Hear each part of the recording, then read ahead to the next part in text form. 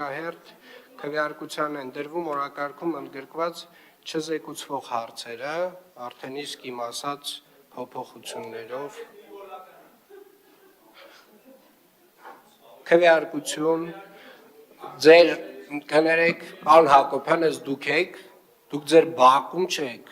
կներեք արտահայտությանս համար ձեր քուչում չեք, խնդրում եմ մի քիչ չափավոր, ձեր արտահայտությունների մեջ էլ տենց փողոցային ես ձեր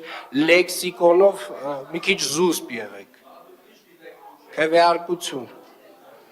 դուք գիտեք,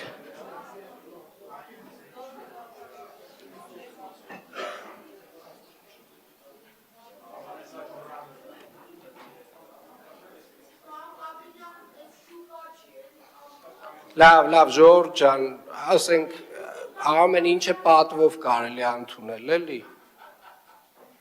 Նույնիկ ասենք չենք նախ ասեմ, որ չզեկուցվող հարցերը ընդունվեցին։ Հարգելի գործընկերներ, ես հասկանում եմ, որ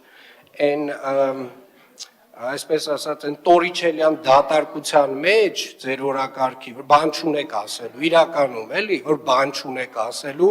խոսում եք ամբողջ լրատվականը լծված է այն մասին, որ նոր թանկացումներ են սպասվում,